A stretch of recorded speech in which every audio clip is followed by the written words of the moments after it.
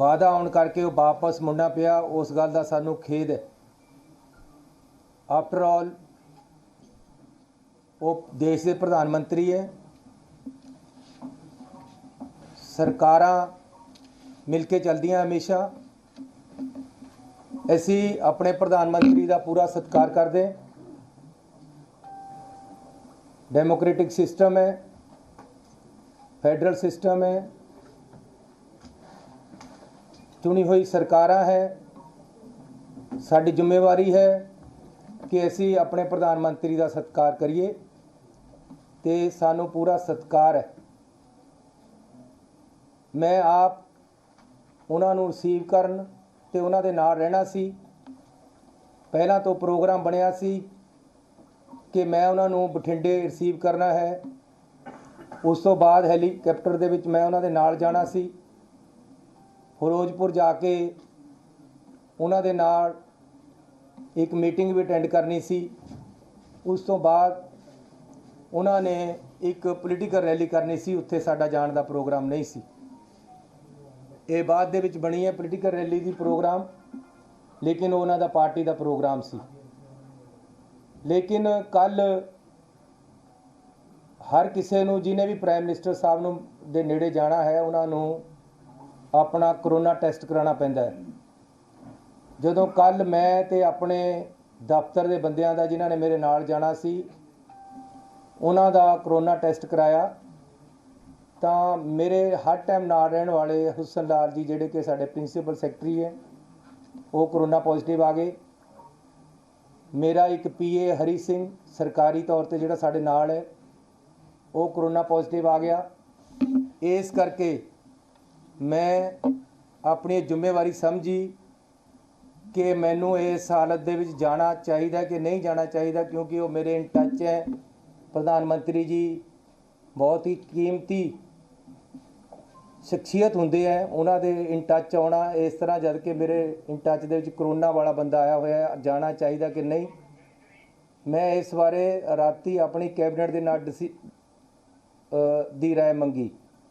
Cabinet ने मैनू राय दी कि सानू प्रधानमंत्री जी के ऑफिस नूं दस देना चाहिए है कि मैं करोना पॉजिटिव दे टच विच आया, इस करके मैनू आदेश दिते जाण कि मैं थोड़ा स्वागत करन उत्थे पहुँचा कि ना पहुँचा।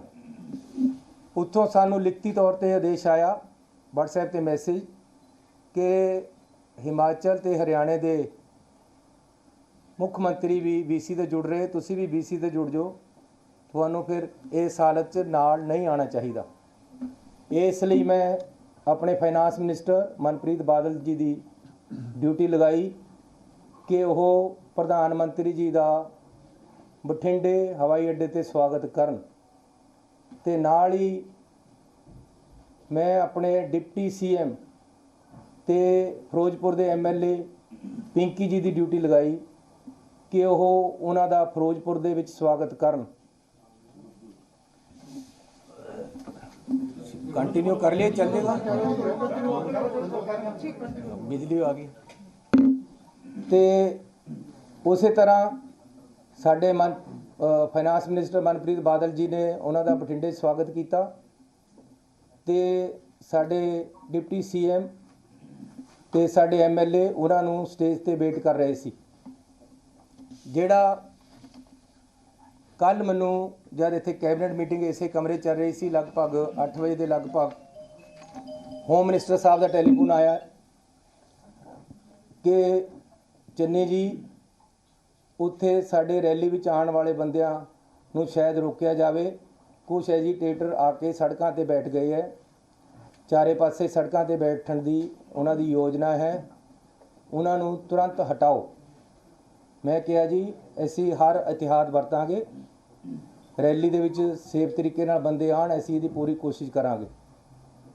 ते असी रात नूं 3 बजे तक कोशिश करके जिन्ने भी किसान रैली ते सड़कों ते बैठे सी उन्हां नूं उठाया।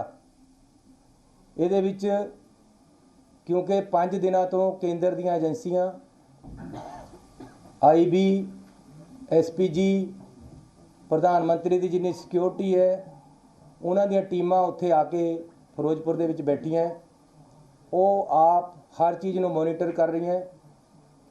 ਉਹਨਾਂ ਦਾ ਹੀ ਸਾਰਾ ਪ੍ਰੋਗਰਾਮ ਉਹਨਾਂ ਦੇ ਅੰਡਰ ਹੈ, ਉੱਥੇ ਦਾ ਸਾਰਾ ਕੰਮ ਉਹਨਾਂ ਨੇ ਸੰਭਾਲਿਆ ਹੋਇਆ ਸੀ। ਇਸ ਲਈ ਉਹਨਾਂ ਨੇ ਵੀ ਨਾਲ ਮਿਲ ਕੇ ਸਾਡੇ ਨਾਲ ਪੂਰੀ ਕੋਸ਼ਿਸ਼ ਕੀਤੀ।